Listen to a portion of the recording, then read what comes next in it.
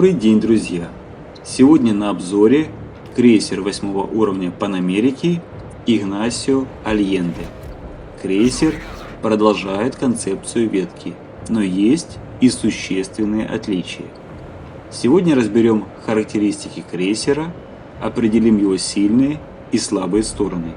И, конечно, рассмотрим перки командира, обсудим модернизации и сигналы, с которыми я играл. И посмотрим на цифры статистики по крейсеру за последние 28 дней. Среди всех веточных крейсеров 8 уровня Альенде входит в десятку лидеров по проценту побед, занимает третье место по опыту за бой и четвертое по количеству уничтоженных кораблей. Но вместе с тем крейсер находится внизу списка по среднему урону за бой. Крейсер имеет среднее количество очков боеспособности на уровне 38 600.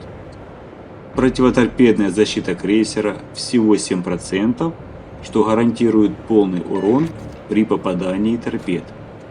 Альенде по сути совсем не имеет бронирования. Толщина бронирования цитадели всего 102 мм. И, к сожалению, цитадель немалых размеров и торчит из воды. Бронирование обшивки в носовой, центральной и кормовой части всего 25 мм. Бронирование палубы в носовой и кормовой части 25 мм, а в центральной 27. И никуда не делись надстройки с толщиной бронирования всего 13 мм. И такое бронирование абсолютно не способно сдерживать урон, возможны частые ваншоты и даже ранний уход в порт. Альенде имеет одну из лучших на уровне маскировку.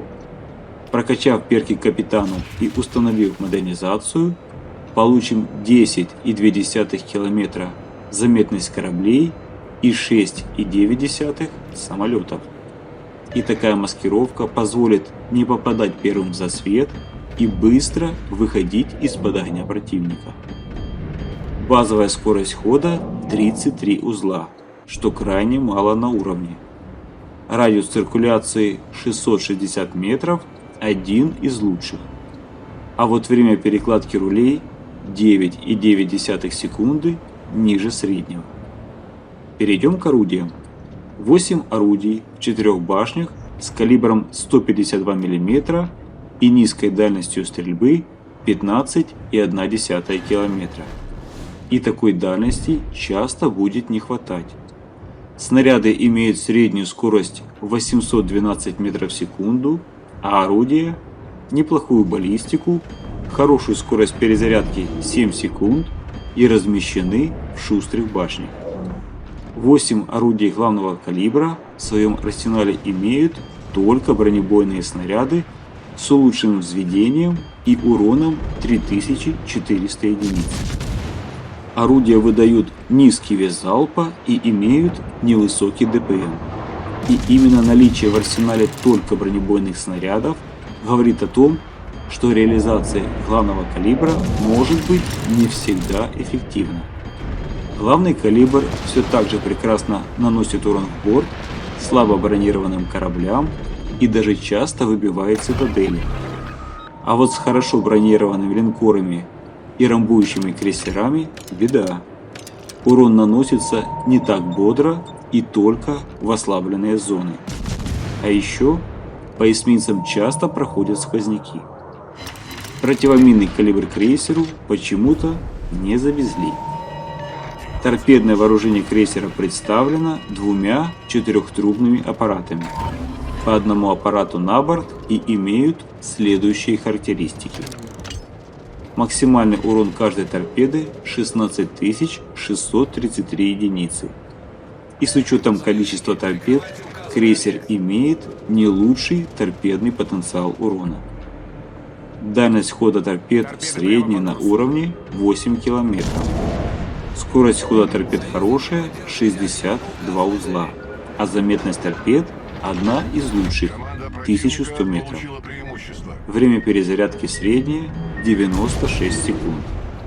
Таким образом, торпеды по-прежнему имеют среднюю дальность хода и сохраняют определенный потенциал урона, а их реализация будет эффективна лишь на отходе в обороне и реже в пикировании.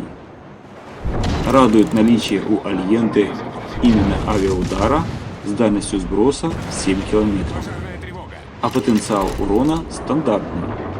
Максимальный урон бомб 4200 единиц. Их к сбросу готовы 2 звена с одним самолетом, а количество бомб на самолете 2. И таким авиаударом мы будем топить подводную лодку. ПВО представлено 3 аурами. Ближняя аура с радиусом действия 2 км и уроном 298 единиц. Средняя аура с радиусом действия 4 км и уроном 109 единиц.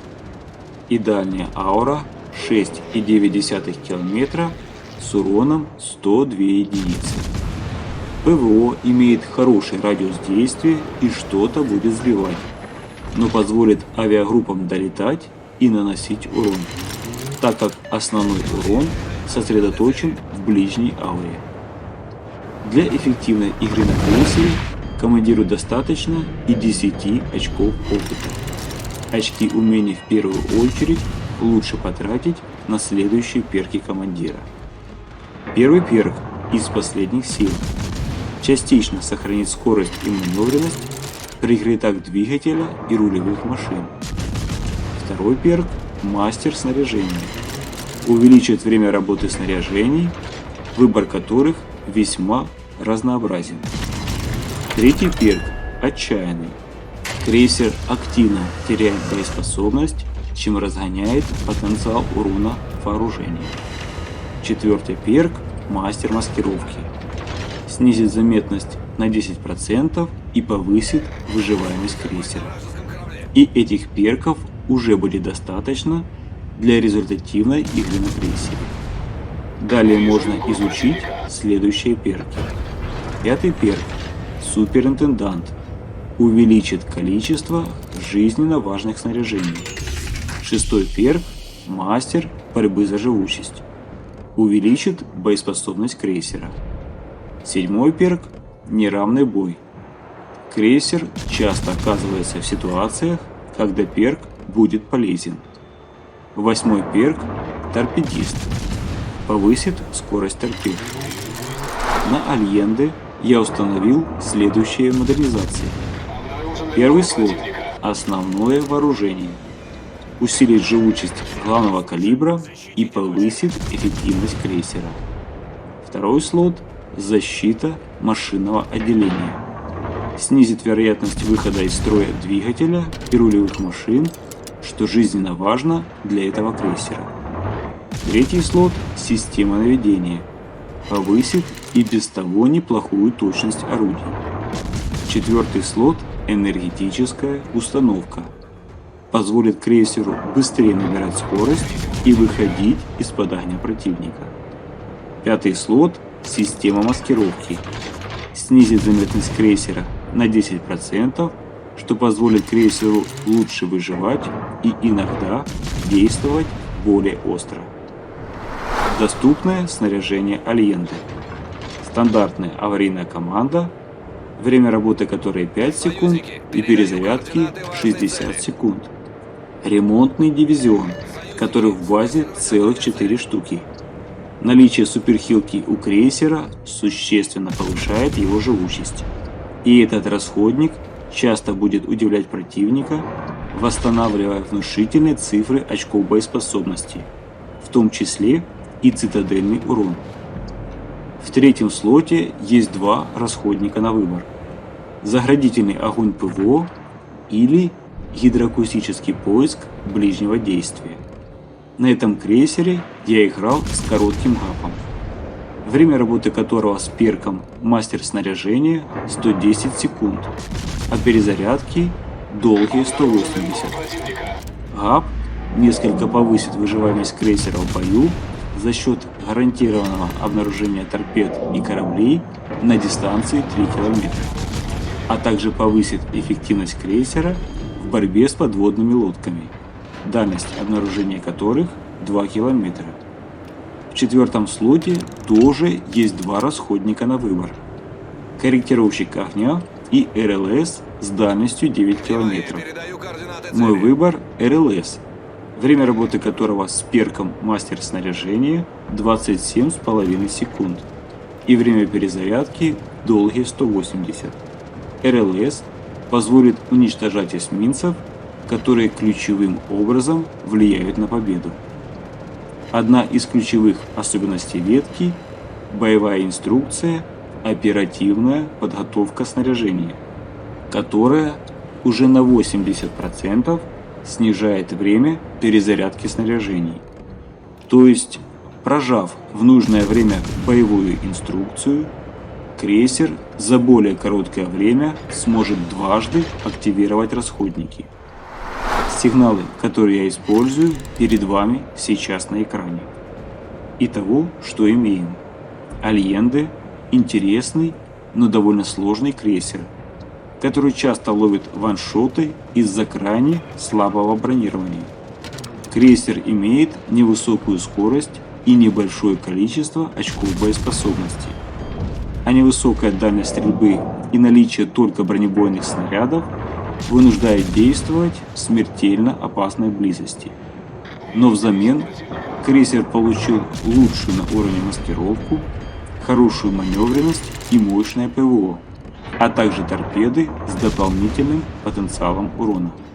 Главный калибр в свое распоряжение получил только бронебойные снаряды с улучшенным бронепробитием. Арсенал снаряжения крейсера забит под завязку. Здесь и ремонтный дивизион, и гидроакустический поиск, и заградительный огонь ПВО, и корректировщик, и даже РЛС. И все это усилено фишкой ветки, боевой инструкцией, оперативная подготовка снаряжения. И тот, кто сможет реализовать сильные стороны Альенде, будет выживать на протяжении всего боя, наносить много урона и влиять на исход боя. Всем мира и добра, и до новых встреч на нашем канале.